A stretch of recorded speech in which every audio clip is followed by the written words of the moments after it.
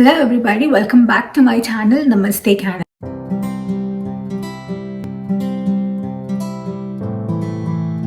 ఈ వీడియోలో నేను పర్మనెంట్ రెసిడెన్సీ పిఆర్ ప్రాసెస్ గురించి డీటెయిల్స్ చెప్తాను.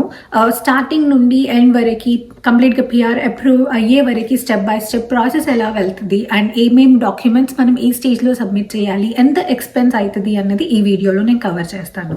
అండ్ ఈ వీడియోలో నేను జనరల్గా పిఆర్ ప్రాసెస్ ఎలా ఉంటుంది అన్నది కవర్ చేస్తాను. అండ్ మాకు స్పెసిఫిక్గా పిఆర్ ప్రాసెస్లో జరిగిన ఇష్యూస్ కానీ మేము ఫేస్ చేసిన ఇష్యూస్ కానీ అవన్నీ నేను ఇంకొక సెపరేట్ వీడియో కట్ చేస్తాను. ఎందుకు అంటే జనరల్ ప్రాసెస్కి అండ్ మేము ఫేస్ చేసిన ఇష్యూస్కి చాలా డిఫరెన్స్ ఉంటుంది. So I don't want to combine them. And స్పెషల్గా మాకు చాలా వియర్డ్ థింగ్స్ జరిగాయి మొత్తం పిఆర్ ప్రాసెస్లో. సో నేను అవన్నీ కాంప్లెక్స్ వీడియోలో కవర్ చేస్తాను, కానీ ఈ వీడియోలో మాత్రం జనరల్ ప్రాసెస్ మొత్తం ఎక్స్ప్లెయిన్ చేస్తాను. వీడియోలోకి వెళ్ళే ముందు ఒకవేళ మీరు ఛానల్ సబ్స్క్రైబ్ చేసుకొని ఉండకపోతే గనక please do subscribe to my channel. నేను కెనడా గురించి, కెనడా ఇమిగ్రేషన్ గురించి, మా life style, regular life style గురించి, ఇక్కడ ఉండే ఇండియన్ అండ్ తెలుగు కమ్యూనిటీస్ గురించి వీడియోస్ చేస్తూ ఉంటాను. సో మీకు ఇంట్రెస్ట్ ఉంటే కనుక ఛానల్ సబ్స్క్రైబ్ చేసుకోవడం మర్చిపోకండి అండ్ నోటిఫికేషన్ బెల్ కూడా రింగ్ చేయండి. కెనడాకి పిఆర్ అప్లై చేయడానికి one of the major popular process is express entry. Express ఎంట్రీలో కూడా 3 కేటగిరీస్ ఉంటాయి: federal skill worker, FSW, federal skill trade and Canadian experience class. ఈ 3 కేటగిరీస్ కింద మన ఆక్యుపేషన్ని, డిఫరెంట్ సినారియోస్ని బట్టి మనం ఆ డిఫరెంట్ కేటగిరీస్లో వెళ్తాం. అండ్ ఈ మూడిట్లో మేజర్ వన్ ఎక్కువ శాతం మంది పిఆర్కి అప్లై చేసేది ఈజ్ ఫెడరల్ స్కిల్ వర్కర్. మేము కూడా ఇదే ప్రోగ్రాంలో అప్లై చేసాము. కెనడా పిఆర్ అప్లై చేయాలి అని మైండ్లోకి రాగానే the first and foremost thing I would suggest to do is CRS calculator open చేసి ఫస్ట్ స్కోర్ ఎంత ఉంది అని చెక్ చేసుకోవడం. ఎందుకు అని అంటే Canada PR process express entry మొత్తం పాయింట్ బేస్డ్ సిస్టమ్. సో ప్రతి 15 డేస్కి ఒక పిక్ ఉంటుంది. అండ్ ఒకవేళ ఆ కట్ ఆఫ్ పాయింట్స్కి మనం రీచ్ అయి ఉన్నాము, కట్ ఆఫ్ పాయింట్స్ కన్నా ఎక్కువ ఉన్నాము అంటే మనకి ఇన్విటేషన్ ఖచ్చితంగా వస్తుంది. సిఆర్ఎస్ క్యాలిక్యులేటర్ ఓపెన్ చేయడానికి గూగుల్ ఓపెన్ చేసి దాంట్లో సిఆర్ఎస్ క్యాలిక్యులేటర్ అని టైప్ చేస్తే ఫస్ట్ వచ్చే లింకే అఫీషియల్ వెబ్సైట్, గవర్నమెంట్ ఆఫ్ కెనడాది అఫీషియల్ వెబ్సైట్ ఇది. కానీ cic.gc.ca అని ఉంటుంది. మీరు మిగతా వెబ్సైట్స్ చూస్తే అవి కొన్ని ఇమిగ్రేషన్ కన్సల్టెంట్స్ ఉంటారు కదా, వాళ్ళు ఉంటాయి. So it's always better you rely on official website than some other websites. So ఇలా ఈ లింక్ క్లిక్ చేయండి. మీకు ఇక్కడ బ్రీఫ్ డిస్క్రిప్షన్ ఉంటుంది వాట్ ఈస్ దిస్ అని. So CRS is nothing but comprehensive ranking system which is used for express entry. So దీంట్లో మనం కిందికి వస్తే కనుక ఇక్కడ మనకి బేసిక్ డిస్క్రిప్షన్ ఉంటుంది. So what factors are considered to give this points అని. సో ఈ ర్యాంకింగ్ సిస్టమ్ని ఏ పాయింట్స్ బేస్ చేసుకొని, ఏ ఫ్యాక్టర్స్ బేస్ చేసుకొని ఇస్తున్నారు అని బ్రీఫ్ డిస్క్రిప్షన్ ఉంటుంది. ఆ తర్వాత కింద మనకి క్వశ్చన్స్ స్టార్ట్ అవుతాయి. ఈ క్వశ్చన్స్ని బట్టి మనకి ఫైనల్గా పాయింట్స్ ఉన్నాయి అన్నవి ఇస్తారు. సో ఇక్కడ నేను అలా start putting some options. And ప్రతి దానికి మీరు పెట్టేటప్పుడు you should be very careful because ఒకవేళ మీరు మ్యారేడ్ పెడితే you have to show your marriage certificate. Legal certificates ప్రతి దానికి అవసరం. So if you are divorced or legally separated you have to submit the legal certificates for them. So let's keep some random options and check these. Is your spouse or common law partner a citizen or permanent resident of Canada? This is mostly no kabatti no pedadamu. This ఈ question ki answer yes eppudu untadi anante if your partner is already in Canada, ఒకవేళ already వాళ్ళు కెనడాలో ఉండి మీరు India నుండి apply చేస్తుంటే కనుక అప్పుడు ఈ ఆప్షన్ ఎస్ ఉంటుంది. But most of the cases ఇప్పుడు ఇద్దరు వైఫ్ అండ్ హస్బెండ్ కలిసి బయట నుండి అప్లై చేస్తూ ఉంటే కనుక this will go as no. Will your spouse or common law partner come with you to Canada? Yes. So వాళ్ళు మీతో వస్తారా అని అంటే ఇట్స్ ఎస్, వాళ్ళు కూడా మీతో పాటు వస్తారు అని ఎస్ పెట్టడం. And how old are you? And age factor చాలా ఉంటుంది. సో మీరు 30 లోపు ఏజ్ ఉంటే కనుక you will get the best points. So ఏవైతే పాయింట్స్ ఉన్నాయో వాటిలో మీకు బెస్ట్ పాయింట్స్ వస్తాయి.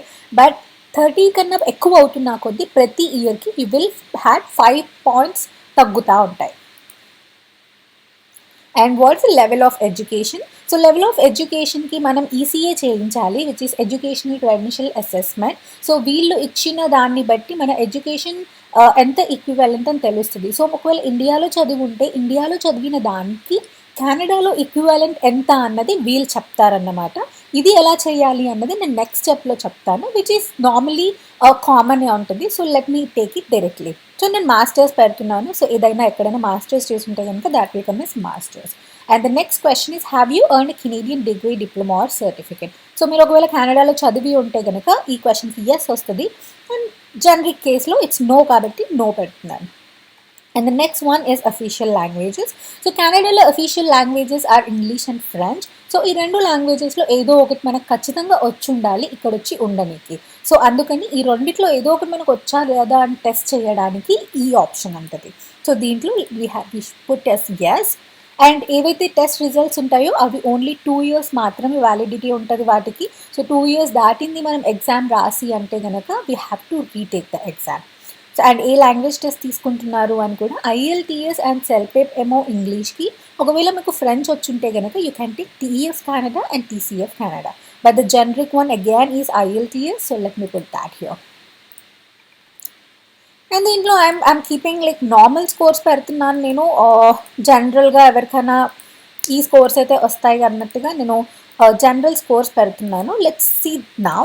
ఆ తర్వాత మళ్ళీ మనం చెక్ చేద్దాం. So do you have other language results? Same thing. If you have taken any other test, you can keep that option here. But again, most of the cases it's not applicable. So let me go ahead with not applicable. And the next one is, in last 10 years, how many years of skilled work experience in Canada do you have? So ఈ experience మీకు కెనడాకి బయట ఏ కంట్రీలో ఉన్నా పనిచేయదు. Only the work experience you have in Canada counts here. So అది కూడా ఒకవేళ మీకు ఎక్స్పీరియన్స్ ఉంటే కనుక you can put it here. You get very good points for this. కానీ మోస్ట్ ఆఫ్ ద కేసెస్లో కెనడాలో ఎక్స్పీరియన్స్ ఉండదు కాబట్టి let's take it as none or less than a year. Next option is, in last 10 years how many total years of foreign skilled work experience. So దీంట్లో మీరు ఏ కంట్రీలో అయినా పెట్టొచ్చు. So foreign skill experience is Canada కాకుండా మీరు ఏ కంట్రీలో ఎంత experience ఉన్నా కానీ అది మొత్తం ఇక్కడ ఇంక్లూడ్ చేయవచ్చు. And again, do you have a certificate of qualification from Canadian province, territory or federal body? దీంట్లో కూడా if you are yes, if you have any certifications or exam you have cleared something, you can put it as yes, but most of the cases it's no. And మీకు additional points రావడానికి there is something as LMIA, which is nothing but labor market impact assessment. So దీని ప్రకారం ఇల్లీగల్గా మీకు ఎవరైనా job offer ఉందా already Canada నుండి ఎవరైనా మీకు జాబ్ ఆఫర్ చేస్తున్నారా అన్నది ఈ question. So if somebody is ready to offer you a job, this would be yes, but most of the cases it's no, because నార్మల్గా PR కానీ వర్క్ పర్మిట్ కానీ ఉన్న వాళ్ళని ప్రిఫర్ చేస్తారు ఇక్కడ జాబ్స్ ఇవ్వడానికి. And next one is, do you have a nomination certificate from province or territory? And again, so ఇది మొత్తం PNP కేటగిరీలో వస్తుంది. సో స్కోర్ తక్కువ ఉన్నా కానీ కొన్ని ప్రావిన్సెస్లో డిఫరెంట్, ఒక్కొక్క ప్రావిన్స్కి ఒక్కొక్క క్రైటీరియా ఉంటుంది. దాన్ని బట్టి వాళ్ళు PRs ఇష్యూ చేస్తారు. That's all a different topic. PNPలో ఎలా అప్లై చేయాలి అని నేను అదంతా సెపరేట్ వీడియోలో చేస్తాను. అండ్ ఒకవేళ మీకు ఇక్కడ ఉంటే కనుక this will at the maximum points. మీకు ఒకవేళ ఇది ఎస్ అయితే కనుక యూ విల్ గెట్ 600 పాయింట్స్. ఈ ఒక్క క్వశ్చన్కి మీకు 600 పాయింట్స్ వస్తాయి. బట్ మోస్ట్ ఆఫ్ ద కేసెస్లో ఇది నో ఉంటుంది కాబట్టి let me take it as no now. And the next question is, మీకు కానీ మీ common law partner as like మీ స్పౌస్కి కానీ ఎవరైనా బ్లడ్ రిలేషన్ ఉన్నారా, who is the citizen or permanent resident of Canada. ఇది కూడా మోస్ట్ ఆఫ్ ద కేసెస్ ఒకవేళ మీకు ఎవరైనా బ్లడ్ రిలేషన్స్ కానీ అడాప్షన్స్ లీగలీ అడాప్టెడ్ మీ సిబ్లింగ్ కానీ ఎవరైనా ఉంటే యూ కెన్ టేక్ ఇట్. కానీ ఒకవేళ లేకపోతే కనుక ఇట్స్ నో. దీనికి కూడా మీకు పాయింట్స్ యాడ్ అవుతాయి if your sibling is like blood relation is staying in Canada and is a permanent resident or citizen. And the next one is, ఇప్పటివరకు మీరు ఇచ్చిన డీటెయిల్స్ అన్ని మెయిన్ అప్లికెంట్వి ఉంటాయి, ప్రైమరీ అప్లికెంట్వి. And now starts the secondary applicant details. So what's the highest level of education which your spouse has. So spouse the batch ఏ experience ఉంది అన్నది పెట్టాలి. Let me take it as masters for your spouse too. And the next one again the same questions for partner too. కెనడాలో work experience ఎంత అని. Let me take the same options as no. And again these language test, IELTS. I'm keeping generic scores here. జనరల్గా నార్మల్గా 6.5 వచ్చేస్తుంది కాబట్టి నేను ఆ scores పెట్టి క్యాలిక్యులేట్ చేస్తున్నాను. So after giving all your information of you and your spouse like main applicant and secondary applicant, you can calculate your score. So వీళ్ళు పైన మనం ఇచ్చిన డీటెయిల్స్ అన్నింటినీ బేస్ చేసుకొని మన స్కోర్ క్యాలిక్యులేట్ చేసి నా ఒకవేళ ఈ ప్రొఫైల్ ఉందనుకోండి యాజ్ ఇట్ ఈస్గా ఇట్ ఈస్ అట్ 387. సో ఇలా మీరు ఎంత స్కోర్లో ఉన్నారు, మీరు ఎంత స్కోర్లో ఉండగలుగుతారు పూర్లో అన్నది దీని త్రూ చెక్ చేసుకోవచ్చు. So yes, that's how you can see the score. And score తక్కువ ఉంది అంటే ఇట్ డజంట్ మీన్ పిఆర్ రాదు అని.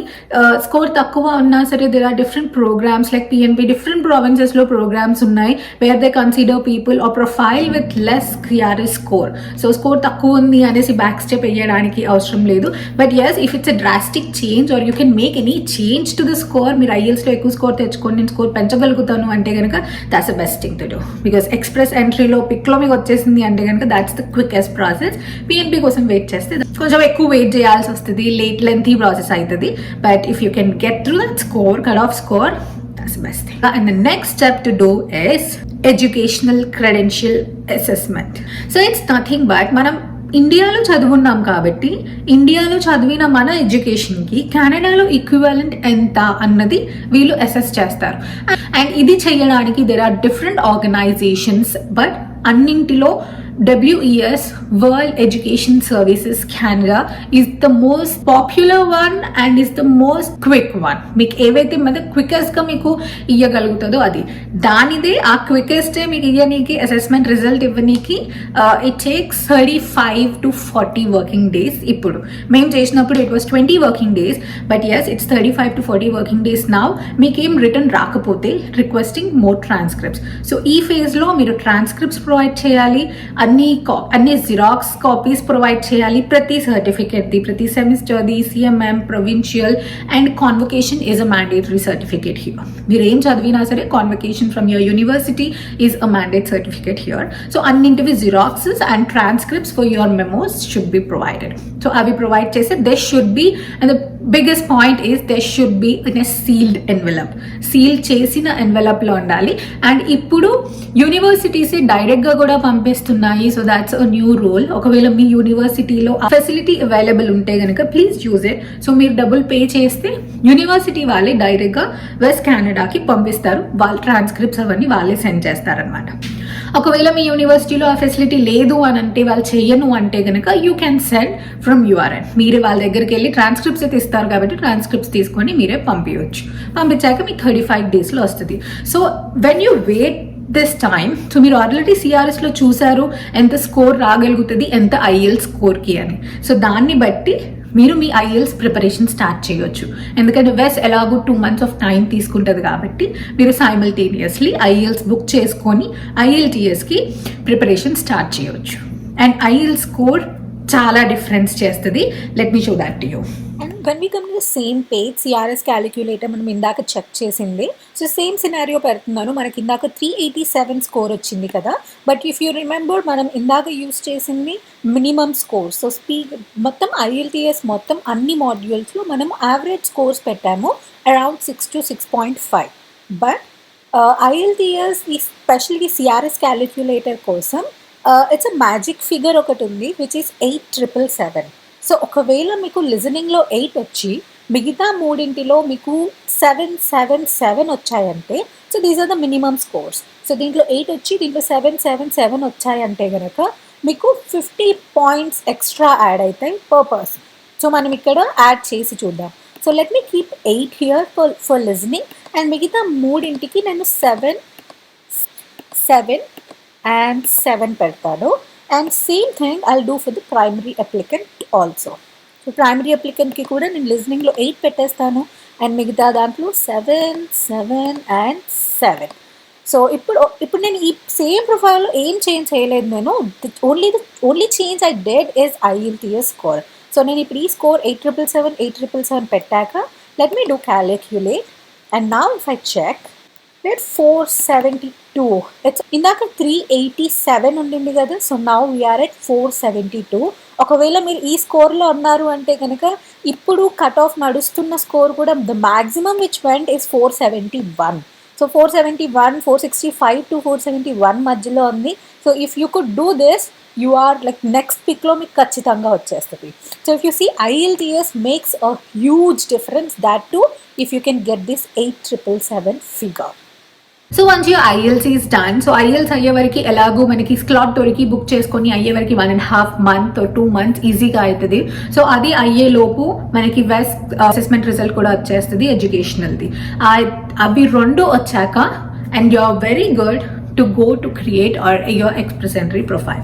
Profile create చేసేటప్పుడు one of the major questions everybody has is NOC code ఏది అని. So NOC code is nothing but me job occupation ని బట్టి ఒక NOC కోడ్ ఉంటుంది. సో ఒకవేళ మీకు కన్ఫ్యూజన్ ఉంటే గనక ఏ NOC కోడ్ పెట్టాలి అని తెలియకపోతే గనక you can find it in Canada governments official website. Let me show that to you. ఇప్పుడు ఫైండ్ అవుట్ చేయడానికి గూగుల్లోకి వెళ్ళి ఫైండ్ మై ఎన్ఓసి కోడ్ అని టైప్ చేస్తే మీకు వచ్చే ఫస్ట్ లింక్లోనే మీరు చూడొచ్చు canada.ca the official government website. So మీరు ఒకవేళ ఈ వెబ్సైట్లోకి వెళ్తే కనుక మీరు ఇక్కడ మీ డెసిగ్నేషన్ ఇస్తే, మీ కరెంట్ ఏదైతే డెసిగ్నేషన్ ఇస్తే దాన్ని బట్టి ఇది మీకు ఎన్ఓసి కోడ్ ఏది సెట్ అవుతుంది అని చెప్తుంది. మీకు ఇక్కడ బ్రీఫ్ డిస్క్రిప్షన్ ఉంటుంది, ఏ స్కిల్ లెవెల్స్ని బట్టి ఏమేమి కేటగిరీస్లో వస్తాయి అవన్నీ ఉంటాయి.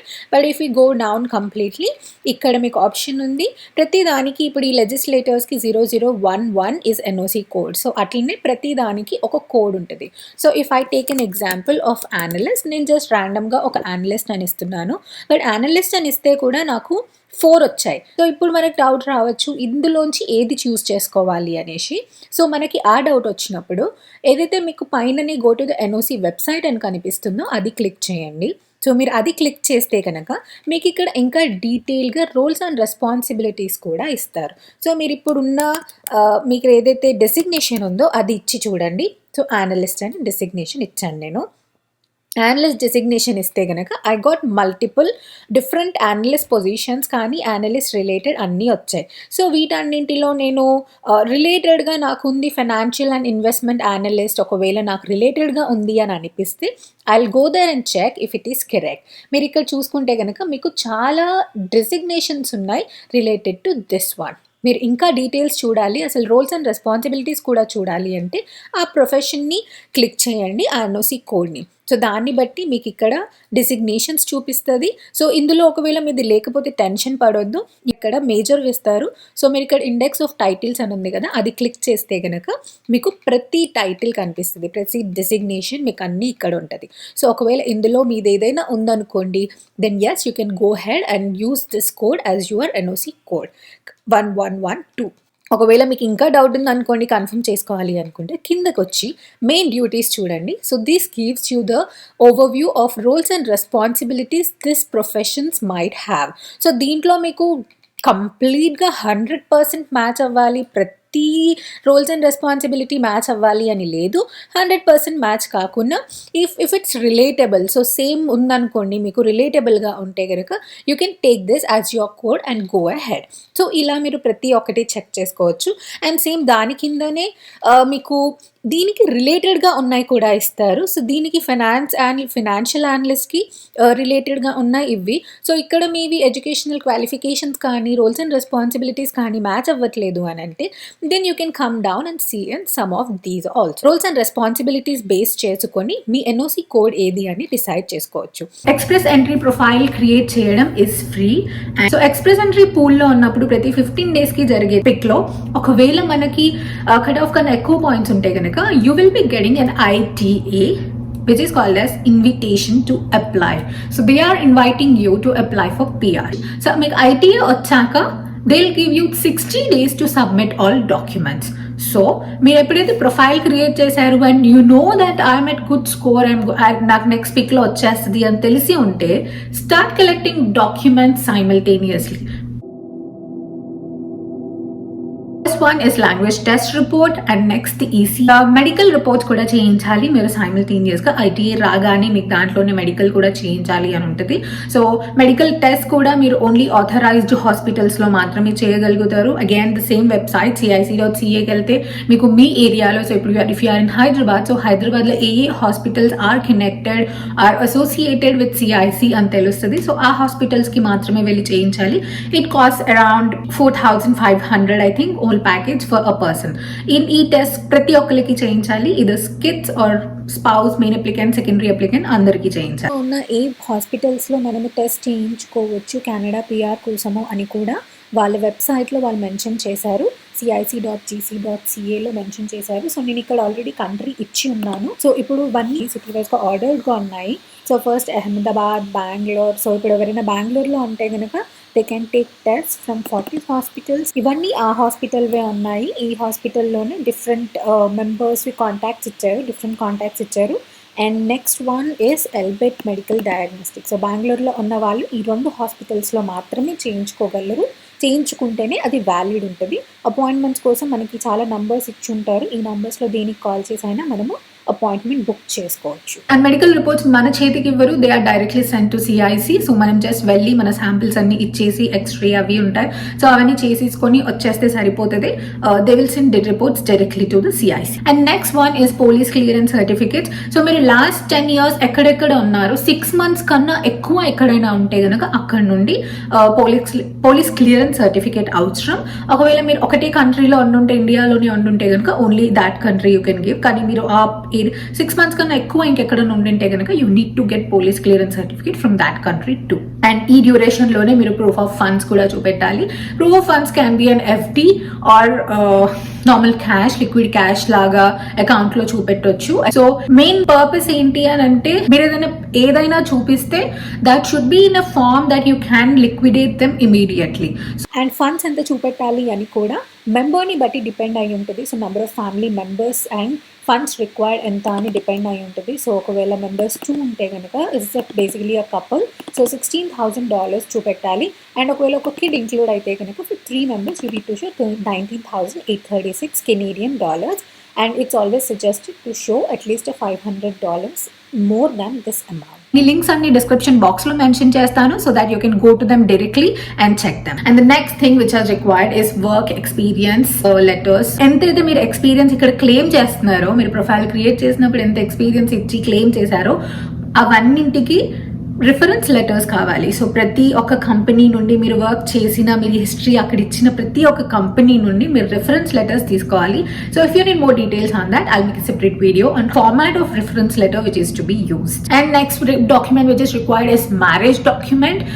మ్యారేజ్, డివోర్స్, ఎనీథింగ్, అడాప్షన్ ఏదున్నా, ఒకవేళ కిడ్స్ ఉండి అడాప్షన్ ఏదైనా ఉన్నా, ఏమున్నా you need legal certificates for everything. And next one is పిల్లలకి, ఒకవేళ కిడ్స్ మీ ప్రొఫైల్లో మీరు ఇంక్లూడ్ చేసి ఉంటే గనక you need to show birth certificates of all kids. మీ ఏజ్ ప్రూవ్ చేయడానికి కూడా, because you are getting points for that, మీ ఏజ్ ప్రూవ్ చేయడానికి కూడా you should show birth certificates. And passport లో ఉన్న ఎన్నైతే స్టాంపింగ్స్ అయ్యాయో అన్ని స్కాన్ కాపీస్ కావాలి. కంప్లీట్ పాస్పోర్ట్ ది కంప్లీట్ గా మొత్తం స్కాన్ కాపీస్ ఉండాలి. అండ్ ఫోటోగ్రాఫ్స్ కి స్పెసిఫిక్ ఫార్మాట్ ఉంది. సో ఆ ఫార్మాట్ లో ఉంటూనే ఫోటోగ్రాఫ్స్ స్కాన్ కాపీస్ కావాలి ఇప్పటికీ.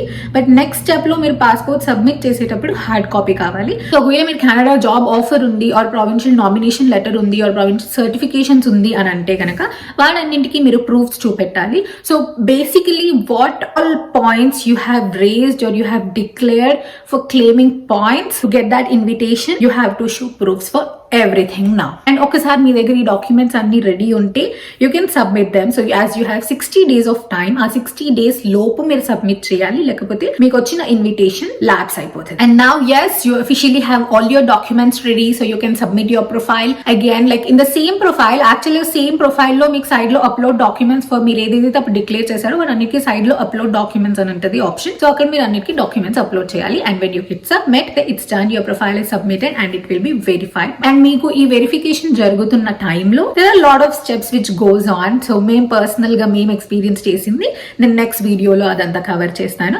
But if you go by the steps, so ఒకసారి మీరు ఇది అవ్వగానే మీ డాక్యుమెంట్ సబ్మిట్ చేయగానే ఇన్ మేబీ మాక్సిమం 24 hours లో you will get an acknowledgement which is called as AOR, acknowledgement of receipt. ఈ వర్డ్స్ మీరు రెగ్యులర్ గా వింటారు ఒకవేళ ఈ ప్రాసెస్ లో ఉంటే. AOR date. So AOR is nothing but when you submitted your documents and when you got that reply, acknowledgement వచ్చిందో, that date is AOR date. So AOR date నుండి అఫీషియల్లీ అక్కడ ఉండడం, మనకి సబ్మిట్ చేసినప్పుడు అక్నాలెడ్జ్మెంట్ లో వచ్చేది మనకి 6 months అని చూపిస్తారు. ఇనిషియల్ గా 3 months ఉండింది, but then they made it to 6 months. So ఆ 6 months లోపు మనకి మధ్యలోనే మల్టిపుల్ వెరిఫికేషన్స్ జరుగుతాయి. మెడికల్ వెరిఫికేషన్ అవుతుంది, మెడికల్ రిపోర్ట్స్ ఏవైతే పోయా మెడికల్ క్లియర్ అవుతుంది. Medical is the first thing to clear, కానీ మాకు medical was the last thing to approve. So I will tell you in the next video. తర్వాత security check చేస్తారు, మన work experience check చేస్తారు. Educational verification ఏమి ఉండదు because it's already done by వెస్ట్. So once all these verifications are done, మధ్యలోనే మీకు biometrics ఇవ్వడానికి ఈమెయిల్ వస్తుంది. సో బయోమెట్రిక్స్ ఇవ్వడానికి వచ్చినప్పుడే what is the nearest biometric centre which you can go and give your finger prints, మళ్ళీ ఎంత pay చేయాలి అని కూడా వస్తుంది. సో ఎంత మంది అయితే ఉన్నారో, even it's kids, everybody in your profile have to give biometrics. So మీరు దానికి అపాయింట్మెంట్ బుక్ చేసుకోవాలి based on the slots which are available and then go give biometrics. So until you give biometrics, even if all other steps are done, you will not get a approval letter. Once your biometrics are also done and all of the verifications are done from their end, then gets the magic email, PPR, so passport and photo request. So that's officially a confirmation that your PR is approved and you can submit your passports at any VFS. Photos ఏవైతే మీరు starting లో తీసుకొని ఉండినారో same size లో మీరు ఇప్పుడు photos hard copy submit చేయాలి and you can give your passports to them. And once you submit your passport, like average గా 2 weeks లో మీకు పాస్పోర్ట్ స్టాంప్ అయి వస్తాయి. So the stamp you get on it is a one time entry stamp. First time మీరు land అయినప్పుడు ఆ one time entry visa cancel చేసి PR card issue చేయడానికి ప్రాసెస్ స్టార్ట్ చేస్తారు. ఇదంతా ఎయిర్పోర్ట్ లోనే అని చేస్తారు. So yes, that's all about the PR process. ఇదంతా I would say is a brief explanation about everything because ప్రతి పాయింట్ లో మనం డీటెయిల్ గా వెళ్తే there is lot of things which to go on, like reference letter కానీ IELTS కానీ funds కానీ ప్రతి దానికి there is lot of information. But yes, if you have any questions related to this, please feel free to comment. వాటి గురించి separate video చేయడానికి try చేస్తాను. So I hope you like this video and you find this informative. If you have any questions, please write down in comment. Thank you for watching. See you in the next one. Until then, stay happy and stay long.